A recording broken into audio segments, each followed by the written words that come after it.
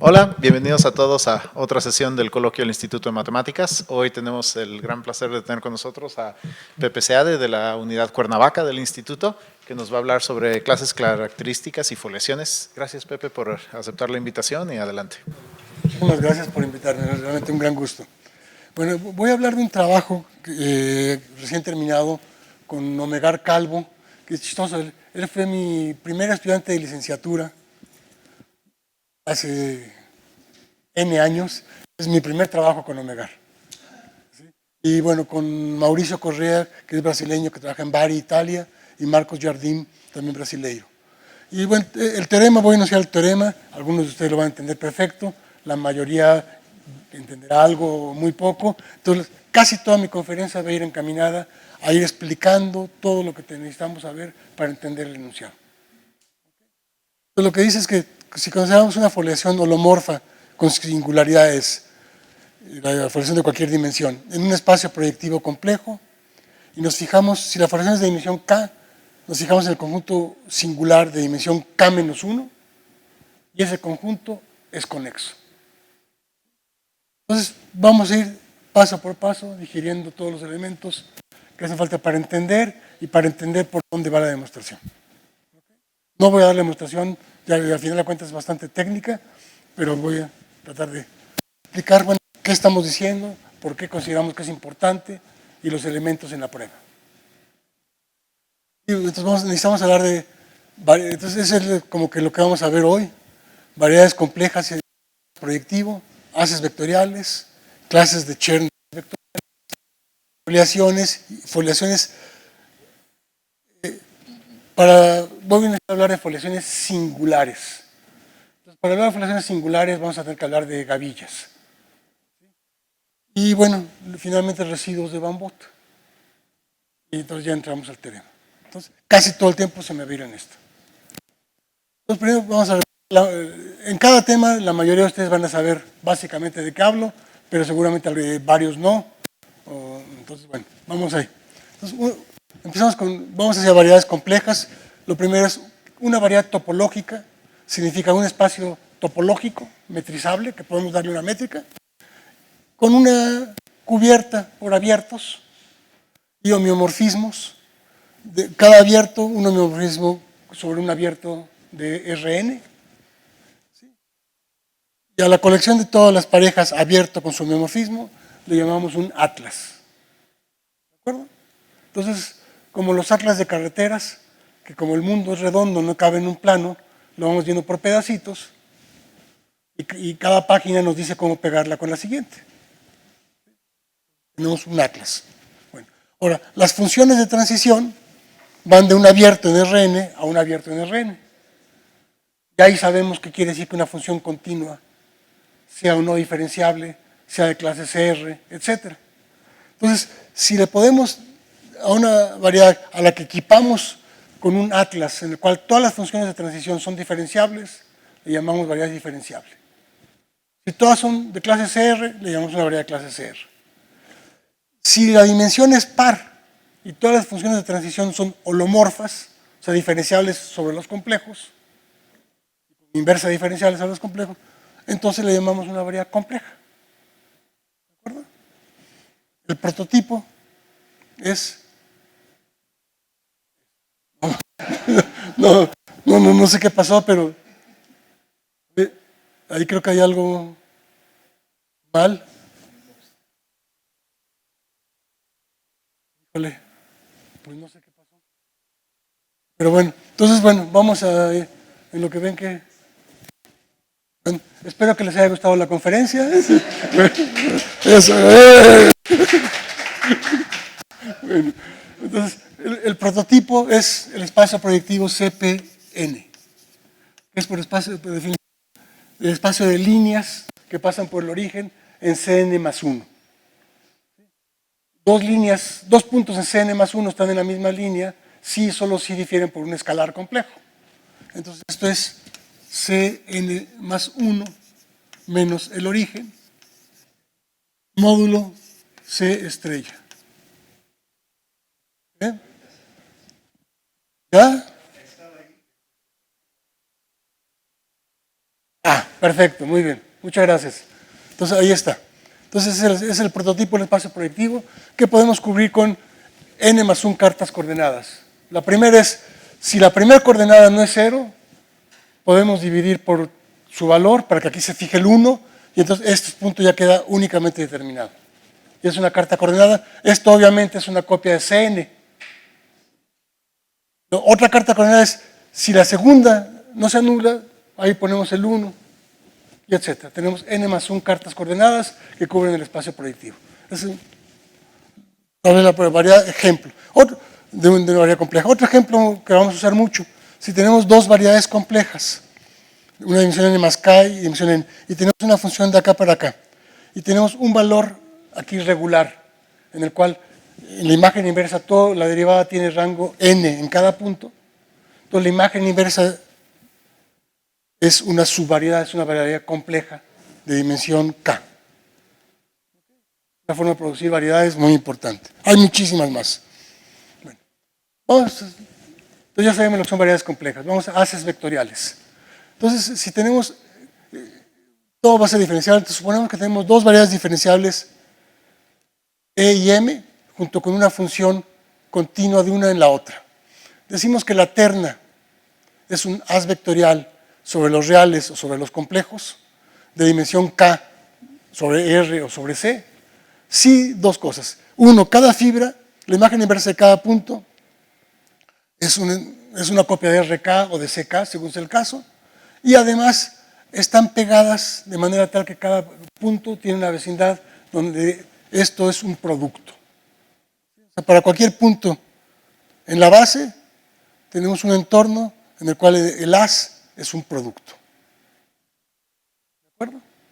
Bueno, ahora, si las variedades son diferenciables y la función y la proyección es diferenciable, decimos que es un haz diferenciable. Si E y M son variedades complejas y la proyección es holomorfa, es un haz holomorfo. Entonces puede ser que tengamos un haz complejo, pero que no es holomorfo. Que sea un haz complejo quiere decir que la fibra, simplemente que la fibra es un espacio vectorial sobre los complejos. Que sea holomorfo quiere decir que además toda la proyección y todo es holomorfo. ¿Okay? Ahí está. Bueno, entonces, algunos ejemplos. Si tenemos una variedad compleja, su haz tangente es un haz holomorfo. Si tenemos una subvariedad compleja de M, el tangente de N va a ser holomorfo. Pero a nosotros nos gusta hablar del normal, y el normal lo pensamos siempre como el complemento ortogonal. Y el complemento ortogonal está definido por un producto hermitiano que no es holomorfo. Entonces el haz normal, como lo pensamos normalmente, es un haz complejo, pero no es holomorfo. Podemos definir el haz, y se define el haz normal en geometría algebraica, pero no se define como el complemento ortogonal.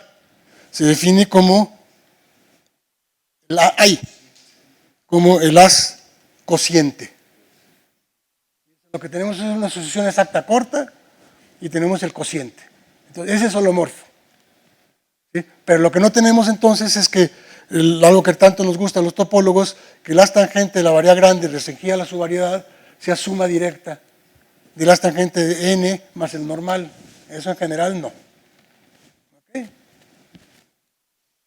Ejemplo. Si tenemos otra vez, volvemos al ejemplo. Tomamos m y n, variedades complejas. Ay, ya no sé qué hice. Madre mía.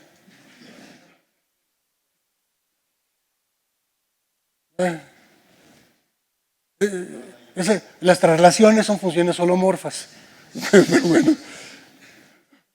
También las expansiones, son ejemplos, más ejemplos de variedad. Ahí está. Bueno, otro ejemplo. Tomamos m y n, dos variedades complejas de las dimensiones que dice, una función que es una submersión. Es decir, que en cada punto, que es su proyectiva, y en cada punto la derivada tiene rango n. ¿Sí? Entonces, para cada punto en la imagen, su imagen inversa es una variedad de dimensión k. Y en ese caso tenemos que el haz tangente de cada fibra es el núcleo, en cada punto es el núcleo de la derivada. Y este va a ser un haz holomorfo. Pero en este caso, el haz normal va a ser simplemente fijarnos en la imagen, nos tomamos un punto, tomamos el tangente en el punto y tomamos el pullback. Y ese va a ser el haz normal. Entonces, en este caso, el haz normal va a ser holomorfo y además va a ser trivial. Porque es el pullback del haz sobre un punto. ¿Ok? Estos son ejemplos. Bueno, vamos a clases de Chern. Una pregunta general es, dado un haz vectorial, ¿cómo saber qué tan trivial es el haz? Vamos a precisar esa pregunta. ¿Qué quiere decir? Que sea trivial, quiere decir que es un producto. ¿Qué tan trivial? ¿Qué quiero decir con eso? Vamos a decir, tenemos un haz, bueno, trivial es eso. Ahora, un haz E de dimensión K, cualquiera, admite un subhaz trivial de dimensión R para alguna R.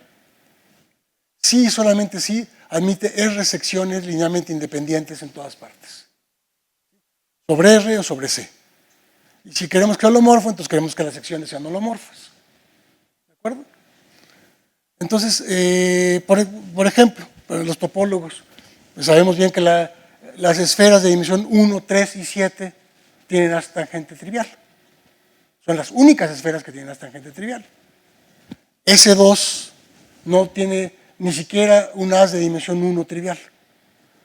Que tuviera un haz de dimensión 1 trivial quiere decir que admite un campo vectorial sin singularidades, y sabemos que no lo admite. De hecho, uno de los problemas fuertes de los 50, 60 era decir, dado una esfera, ¿cuántos campos, cuál es el máximo número de campos vectoriales linealmente independientes que admite? Ese fue uno de los grandes problemas que resolvió Adams usando las relaciones de Adem, uno de los grandes matemáticos mexicanos. Tenemos eso. Entonces, un ejemplo más sutil. Bueno, no más sutil, aquel es sutilísimo, pero este muestra otras sutilezas distintas. Consideremos una superficie de dimensión compleja 2 en un CN, un punto en ella, y supongamos que nos fijamos en un entorno del punto, una vecindad, y supongamos que fuera del punto esto es liso, es una variedad compleja. Quiere decir que cuando mucho tenemos un punto singular. ¿De acuerdo? Bueno, se puede demostrar que su haz tangente, como haz real, siempre es trivial. Como haz real, ¿qué quiere decir? Bueno, esta es una variedad de dimensión compleja 2, es una variedad de dimensión real 4, diferenciable, tiene haz tangente, y su haz tangente siempre es trivial. ¿Cómo lo demostramos? No es nada trivial demostrarlo. ¿Cómo lo demostramos? Tenemos nuestra variedad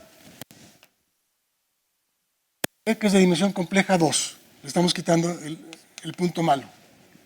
El punto posiblemente malo. Tomamos la intersección de la esfera. Esto nos da lo que se llama la aureola, que es una variedad real, de dimensión real 3, orientada porque venimos de lo complejo, cerrada, sin frontera. Bueno, se sabe que en este caso sí tenemos que el haz tangente de B estrella va a ser, bueno, se sabe que B estrella va a ser L cruz R, es difeomorfo. Y el haz tangente de cualquier variedad de dimensión real 3 orientada es trivial.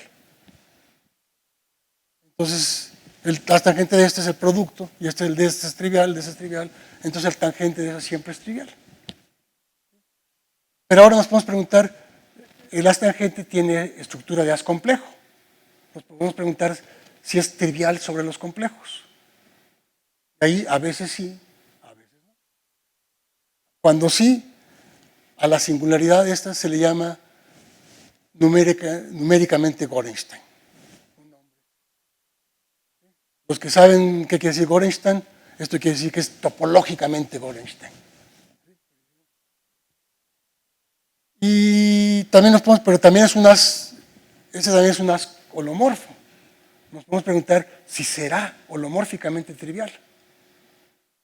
Y una conjetura que lleva más de 50 años es que si este as es trivial holomórficamente, entonces de hecho no hay singularidad. Esto nos muestra las sutilezas de hablar de trivialidad. ¿Sí? Las clases de Chern van con lo segundo, que como as complejo, miden la trivialidad del as como as complejo, no holomorfo. Ahora, en general, dado un as vectorial con fibra compleja sobre una... M aquí no tendría que ser variedad, podría ser un CW complejo, un complejo simplicial finito. Déjenme suponer que es diferenciable por simplicidad. Tenemos un as sobre una variedad. Las clases de Chern del as son clases en la cohomología que van desde C1 hasta CK. Hay una clase en cada dimensión, hasta la dimensión del as. Y podemos decir que la clase CI se anula si, solamente si, podemos triangular M de manera tal que el as es trivial, restringido al esqueleto de dimensión 2i, contiene un subas trivial de esta dimensión. Ay, voy a ver. ¿Qué es eso? A ver, vamos a ver. La clase de Chen-Tope, CK. CK está en la cohomología de dimensión 2K. Bueno, y entonces cuando K es 1, cuando I es K, aquí estamos hablando de dimensión K menos K más 1. Entonces lo que estamos queriendo es que restringido al esqueleto de dimensión 2K exista una sección sin singularidades. CK menos 1, lo que queremos es que en el esqueleto de dimensión 2K menos 2 existan dos secciones linealmente independientes. CK menos 3 es que en el esqueleto de dimensión 2K menos 4 existan 3, etc. Hay muchas formas de definirlas. Una es a través de topología, que se puede hacer como teoría de instrucciones, que es como me gusta. También se puede usar usando el espacio clasificador, es universal. Se pueden definir geometría diferencial usando conexiones, teoría de Chern-Weil, o usando formas diferenciales como el G de RAM. Se pueden definir geometría algebraica como operadores en el grupo de Chow, o también usando ciclos de Schubert y teoría de intersección. Y se pueden definir axiomáticamente, que fue algo que hizo parte de la tesis de Hirzebruch. Vamos a dar una pequeña definición. Bueno, entonces, por ejemplo, supongamos que tenemos una variedad compleja. Bueno, casi compleja. Casi compleja quiere decir que su as tangente es complejo. Si es compleja, es casi compleja. Vamos a ver que tenemos una variedad cuyo as tangente es complejo. Y cerrada y sin frontera. Y vamos a considerar un campo vectorial ahí con singularidades aisladas. Entonces, en cada punto lo equipamos con su índice local de Poincare-Hopf. Eso, para los que no lo sepan, tenemos una variedad M, un campo vectorial, tenemos una singularidad aislada. Entonces, quiere decir que si tenemos una esfera suficientemente pequeña, en la esfera no hay singularidades restringidas. ¿Sí? Entonces, el campo nos define una función, podemos dividir entre su norma, y nos define de una esfera que es de dimensión, si es de dimensión compleja n, es una esfera de dimensión 2n menos 1, en la esfera en el tangente S2n menos 1. El grado de esta función es el índice Poincare-Hopf. Entonces, si cada punto lo equipamos con su índice Poincare-Hopf, podemos tomar la unión de todos los puntos, cada uno con su índice, y eso representa una clase de homología en dimensión 0, un ciclo de dimensión 0. ¿Sí? Que por dualidad de Poincare es la homología de dimensión máxima. Y la imagen aquí es precisamente por definición la clase de Chen-Tope.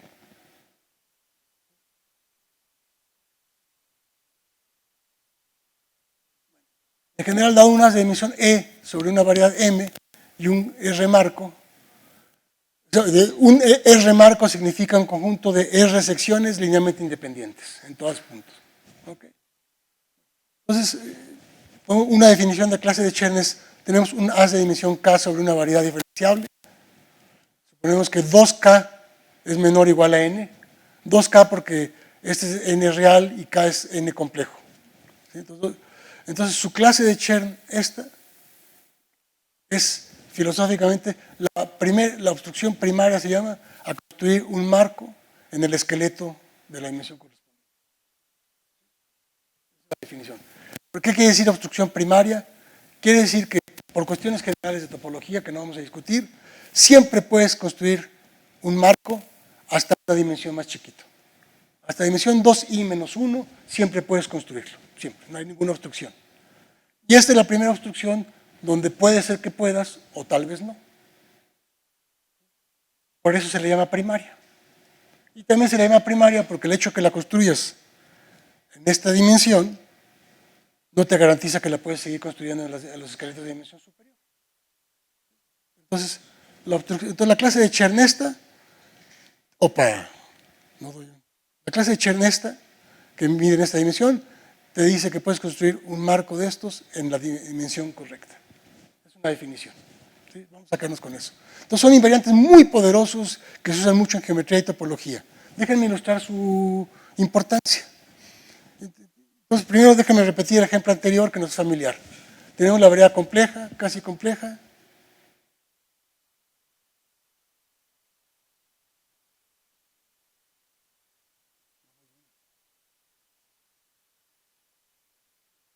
Sí, es este. Entonces tenemos una variedad casi compleja, tomamos un campo vectorial, cada punto le capamos condiciones de Poincaré-Hopf, y entonces ya sabemos que lo que obtenemos aquí es el dual de la clase de Chern, que es una clase de dimensión máxima. Perdón, aquí debía ser, me equivoqué, aquí debía ser 2n. Más general, da una variedad compleja. Solo como ejemplo para ver las clases de Chern, qué nos dicen, para qué sirven, que son bastante complicaditas, de qué nos sirven. Bueno, solo para ilustrar eso, está dando este ejemplo. Vamos a suponer que tenemos una clase de cohomología en dimensión máxima, que la puedes expresar como un producto de las clases de Chern de E. O sea, este es de dimensión K, tiene clases C1 hasta CK, son elementos en cohomología tenemos un producto que es el coproduct, las multiplicamos, ¿sí? Vamos subiendo en dimensión, supongamos que tenemos un elemento, una clase aquí, que es producto de clases de Chern de esto. Entonces lo podemos evaluar en la clase de orientación y nos da un numerito. Estos numeritos se llaman números de Chern. Cn evaluado en clase de orientación es un número de Chern, que es la característica de Euler, pero hay muchos. Por ejemplo, si es el tangente, este es 1, pero podemos fijarnos, por ejemplo, en C1 a la potencia n, o podemos fijarnos en C1 a la n menos 2 por C2, o etcétera. Tenemos muchos números de Chern. Bueno, y hay un teorema de lo más profundo que hay en la matemática que nos dice que si tenemos una superficie de Riemann compacta, nos fijamos en su característica de Euler analítica. No voy a decir esto qué es, pero simplemente es, así como tenemos cohomología singular, cohomología simplicial, si tenemos una variedad compleja tenemos la cohomología con coeficientes en la gavilla de estructura de eso. Y esta es la característica de Euler de esos grupos de cohomología, o sea, la suma alternada de las dimensiones, pero la cohomología con coeficientes en la gavilla de estructura. Bueno, el teorema de Riemann-Roch, que es un teoremazo, nos dice que este número es un medio de la característica de C1. Se puede generalizar. Dada en general una variedad de dimensión n compleja, tenemos su género de Todd, que es un polinomio en los números de Chern. Entonces, por ejemplo, si es de dimensión 1, el género de Todd es un medio de C1 de la variedad evaluada en la clase de orientación. Si es de dimensión 2, es C1 al cuadrado más C2 evaluado en la clase de orientación dividido por 12. Dimensión 3 está sencillito, pero dimensión 4 ya se pone más severo. Dimensión 5, dimensión 6 ya es un insulto. ¿Sí? Eso de los coeficientes no salen así nomás, vienen determinados por los números de Bernoulli. Y el teorema de Hirzebruch nos dice que su género de Todd es la característica de Euler analítica, siempre. En particular, la característica de Euler analítica es un entero. Por ejemplo, si tenemos una variedad de dimensión 6, resulta que este chorizo, evaluado en la clase de orientación, es un entero. Entonces, nada más eso ya es que dices, ay, güey. Bueno, y en fin. Nada más para cerrar este capítulo, una aplicación sencillísima. Sabemos que la esfera S2 es la esfera de Riemann, tiene estructura de variedad compleja. ¿Será que la esfera S4 admite estructura de variedad compleja? Al menos casi compleja. Bueno, sabemos que no. Pero ¿cómo lo demuestras? No es nada fácil en general. Pues usando estas cosas, lo demostramos en la mitad de una lámina. Supongamos que sí. Supongamos que S4 admite estructura compleja. Casi compleja. Si son tangentes, admite estructura compleja. Tenemos clases de Chern C1 y C2. ¿Ok? Bueno, y por el teorema anterior, este numerito es un entero. Pero C1 vive en la cohomología de dimensión 2 de la esfera, que es 0. Entonces C1 se anula. Y C2, evaluando la clase de orientación, es la característica de Euler, que es 2. Entonces estamos diciendo que 2 es un múltiplo de 12. Es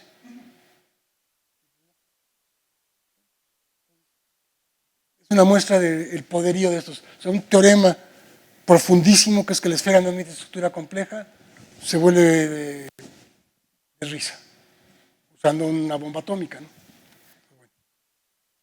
Variedades foliadas. Una variedad quiere decir que tenemos un atlas. O sea, tenemos una cubierta por abiertos que pegamos por funciones diferenciables. Funciones holomorfas si es holomorfo. Un atlas foliado quiere decir que cada una de nuestras cartas la tenemos expresada como un producto de un disco de dimensión K por un disco de dimensión N menos K.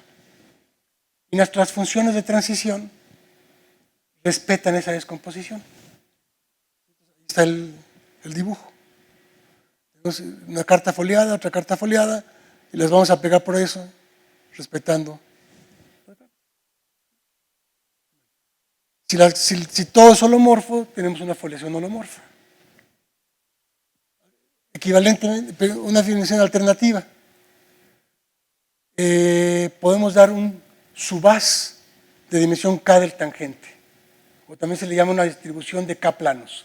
En cada punto tenemos un K plano. Y pedimos que esa distribución sea lo que se llama integrable. ¿Qué quiere decir integrable? Porque quiere decir que localmente existe una subvariedad de dimensión K,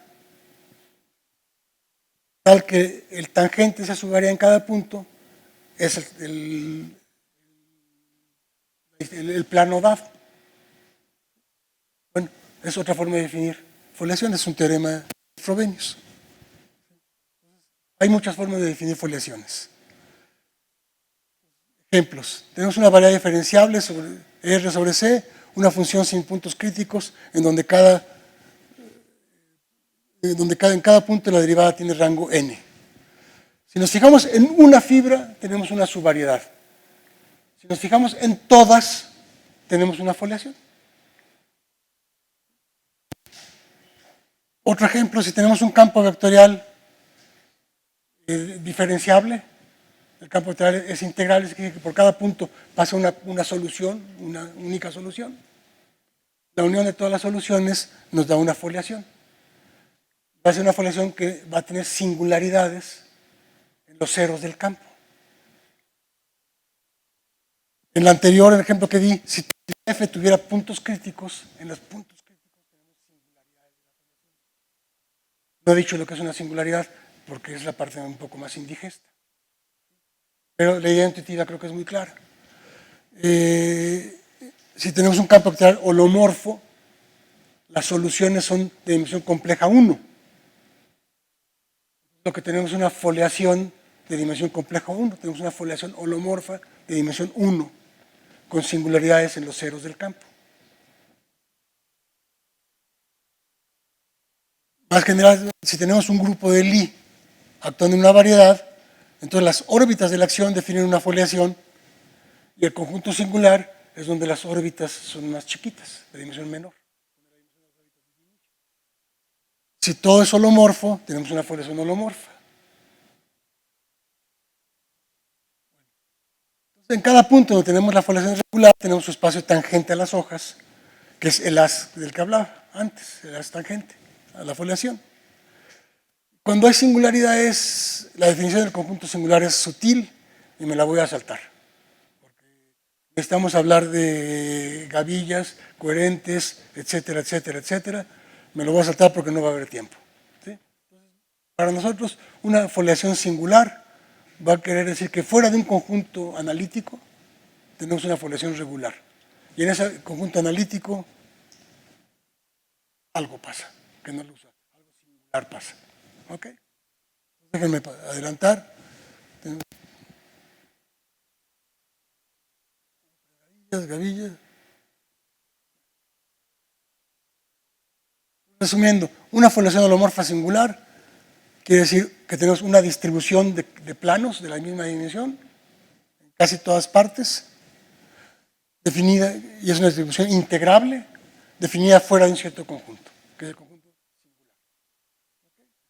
Entonces, en ese caso, fuera del conjunto singular, tenemos una sucesión de haces vectoriales. Este es el haz tangente de la variedad, este es el haz tangente de la foliación, y fuera del conjunto singular tenemos el haz normal. Cuando es una foliación singular, tenemos una sucesión igual, pero aquí tenemos que hablar de la gavilla de campos vectoriales locales. Estos son los campos vectoriales tangentes a la foliación, y esto es lo que se llama la gavilla normal. Pues tenemos una sucesión de la misma forma. Ambas se les pide que sean coherentes, y este es integrable, y los puntos singulares es donde esta no es localmente libre, para que entiendan. Con eso vamos a hablar del último elemento que necesitamos, son los residuos de Baum-Bott. Bueno, el génesis de esto es un teorema de Bott bellísimo. Nos dice, supongamos que tenemos una variedad compleja, compacta, y una foliación no singular de dimensión K alguna. Entonces, el álgebra está tomando cohomología sobre C, entonces cada grupo de cohomología es un espacio vectorial, entonces tomarlos todos no es solo un anillo, sino es un álgebra. Entonces, el álgebra, en la cohomología generada por las clases de Chern del haz normal de la foliación, es cero en dimensiones mayores a la codimensión.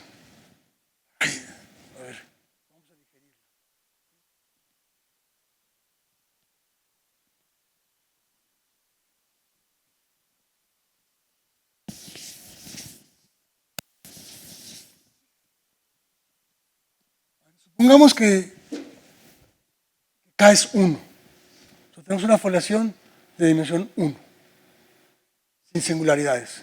¿Ok? Entonces, en cada punto tenemos el haz normal, que es de dimensión compleja, n-1. Entonces, si la dimensión de f es 1, entonces la dimensión del normal 1. Entonces tiene clases de Chern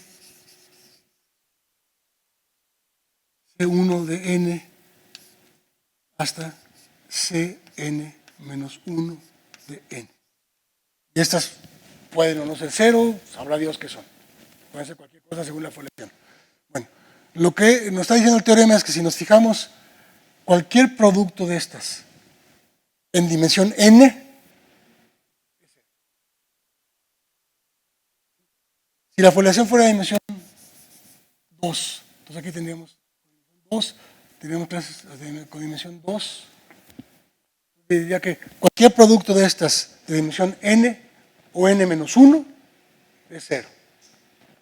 Si esta fuera de dimensión 3, tendríamos clases aquí hasta de 3, y estaría diciendo que cualquier producto de estas de dimensión mayor a n-3 es 0. Es lo que dice el teorema. Entonces, a lo mejor dices, ay, güey, bueno. Y ¿es eso importante? Déjenme darles una aplicación. A ver, sabemos, el teorema de Poincaré-Hopf, si tenemos una variedad compleja con un campo vectorial diferenciable sin singularidades, implica que su característica de Euler es 0. ¿De acuerdo? Y La característica de Euler, por lo que dije antes, es la clase de Chern tope, Cn0. Entonces, lo que estamos viendo es que una variedad compacta, compleja, admite un campo vectorial sin singularidades, sí, solo si este numerito se anula. Bueno, el teorema de Bott nos dice que si el campo es holomorfo, entonces todos los números de Chern de la variedad se anulan.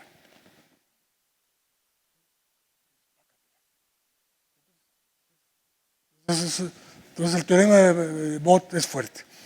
Entonces ahora el siguiente paso es, bueno, eso es si tenemos una variedad foliada y la foliación no tiene singularidades. ¿Qué pasa si la foliación tiene conjunto singular? Ahí entran los residuos de Baum-Bott. Y déjenme ejemplificar eso con el caso más digerible de un campo vectorial. Vamos a ver el índice Poincaré como una muestra.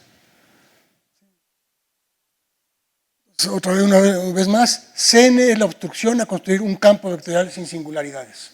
¿Okay? Tenemos una variedad compleja y un campo vectorial continuo que se anula en un cierto conjunto S, que puede ser puntos aislados o puede ser de cualquier dimensión. Suponemos que S es un complejo simplicial y tomamos sus componentes conexas. Entonces, déjenme explicar aquí, más fácil.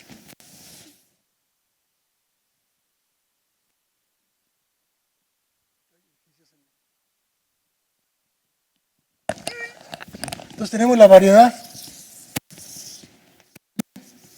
y un campo vectorial que se anula en un cierto conjunto singular, que no sabemos cómo es. Es decente, un complejo simplicial. Tomamos un entorno regular que se llama de cada uno de estos. Entonces, fuera de aquí, fuera de estos, el campo vectorial no tiene singularidades.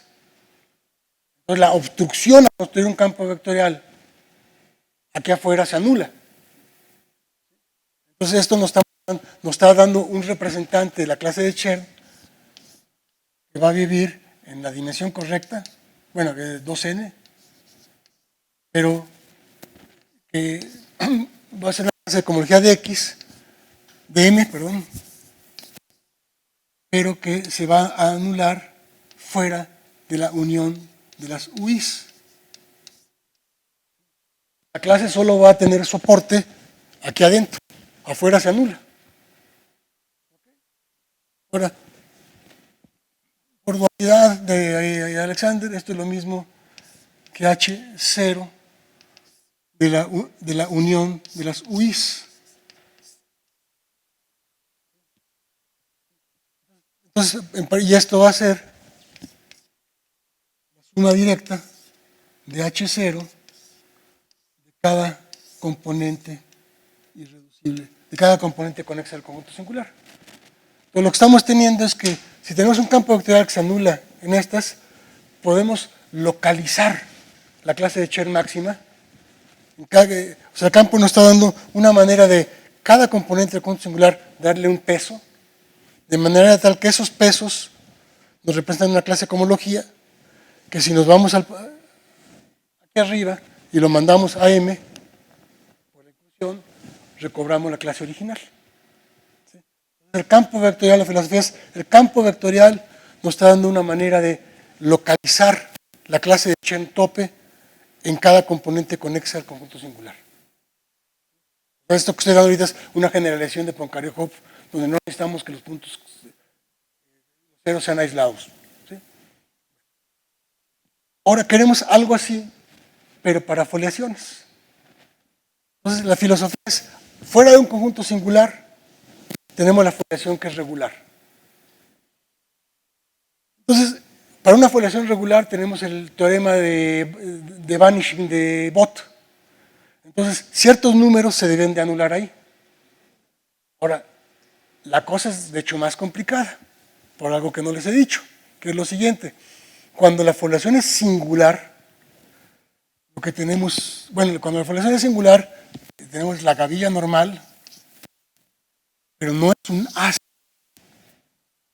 Entonces, para hablar de sus clases de Chern, de entrada no están definidas. Saben lo que son las clases de Chern de un as vectorial. para definir las clases de Chern de un objeto de estos, tenemos que construir, son coherentes, son gavillas coherentes. Entonces sabemos que siempre existe una resolución localmente libre, una resolución por haces vectoriales finita. Entonces, de hecho, las clases de Chern de este se definen como la clase de Chern total de este, por el inverso de este, por la de este, por el inverso de este, etc. Entonces, aunque la fibra genérica de este sea de dimensión K, vamos a tener clases de Chern hasta dimensión N, la dimensión máxima. Y además son objetos bien difíciles de manejar, porque cada uno de esos animalitos es muy difícil.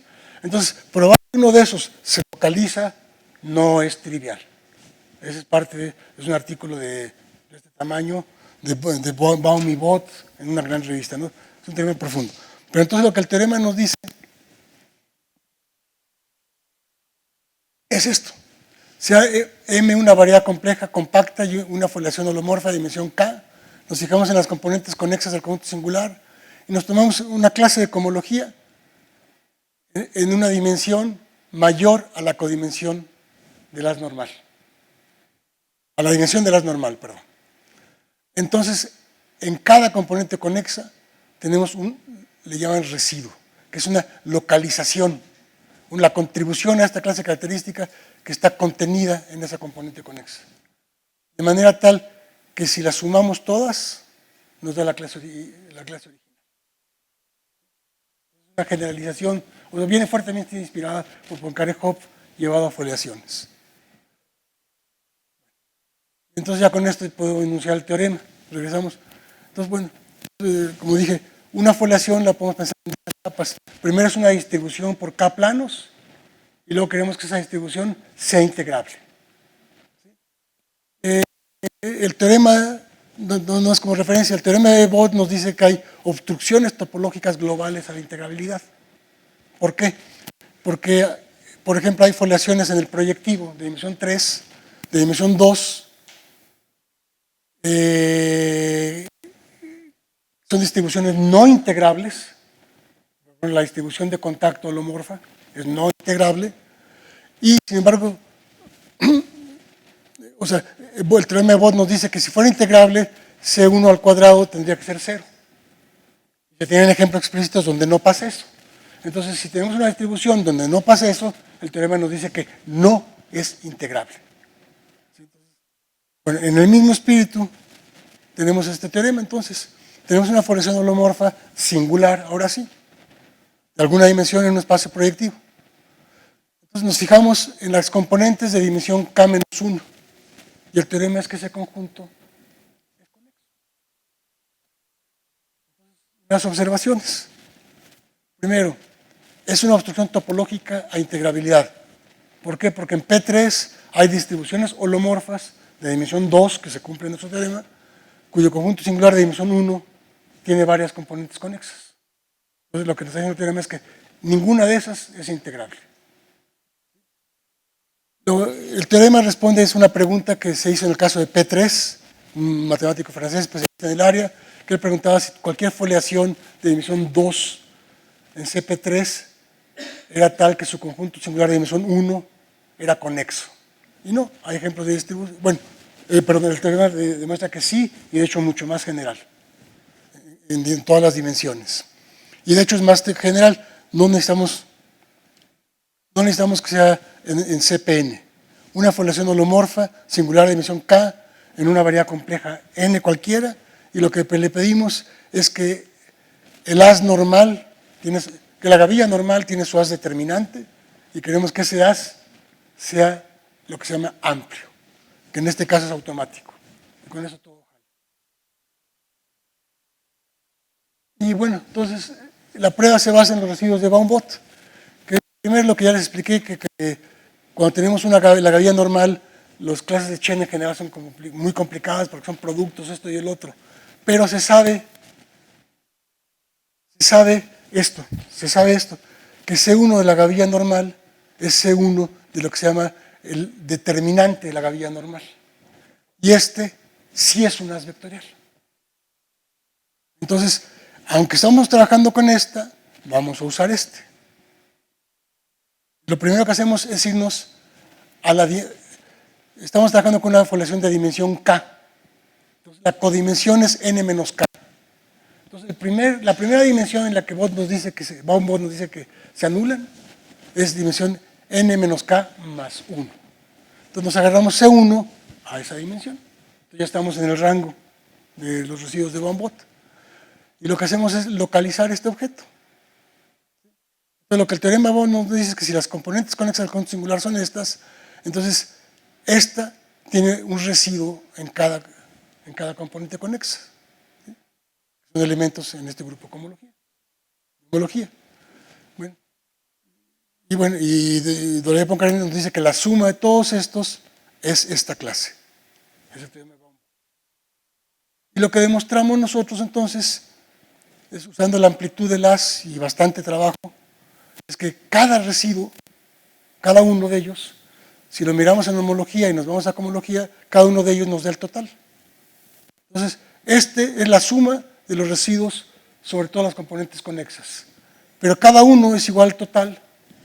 Corolario, solo hay una componente conexa. No hace observaciones, como dije, el teorema es lo mejor posible en el sentido de que si quitamos que sea de dimensión K mayor que 1, es falso. Porque hay foliaciones de dimensión 1 en el proyectivo con muchas singularidades aisladas. Es falso. También existen distribuciones, como dije, holomorfas de dimensión 2 en P3, cuyo conjunto singular consiste de varias aislados. Entonces, si quitamos la condición de integrabilidad, es falso. Y también existen foliaciones holomorfas de dimensión K más 1 en variedades complejas, cuyo conjunto singular de dimensión K menos 1 es disconexo, pero no se cumple la condición de que el haz normal, el determinante, sea amplio. Entonces, realmente se usan todas las hipótesis.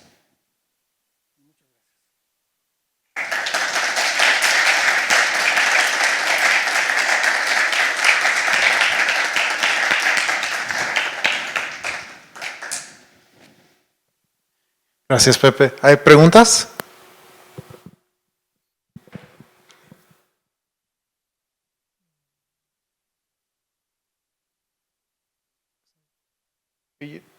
No sé mucho de esto de las gavillas. ¿Cómo defines el determinante de las normales? ¿La potencia exterior de la parte localmente libre? Uso ese mismo.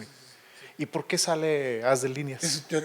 Bueno, O sea, de líneas porque es la determinante. Sí, pero, o sea, ¿por qué es haz? Sí, ¿por qué es haz? Es un teorema, que el haz determinante de la normal es localmente libre. Ajá, ya. Como que los problemas de fuera se cancelan de alguna manera. Sí, ajá. sí. Okay. Pero es un teorema. No es obvio, es un teorema.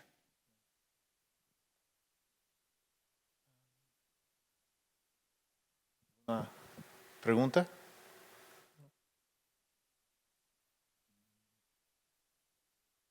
Y bueno, ya que estoy preguntando estas cosas, cuando dices la componente del conjunto singular en dimensión K-1, quiere decir, o sea, es como unión de componentes irreducibles y estás tomando todas las que sean de esa dimensión. Cada componente conexa puede tener muchos componentes irreducibles. Ajá, y tomas las componentes irreducibles que sean de dimensión K-1 y es la unión de esas.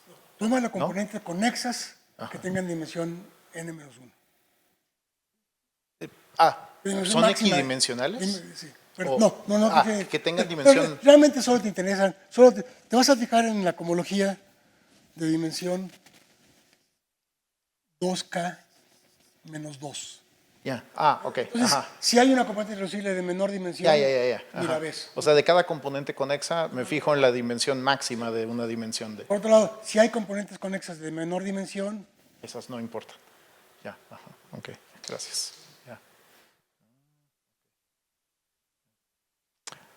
¿Alguna otra pregunta?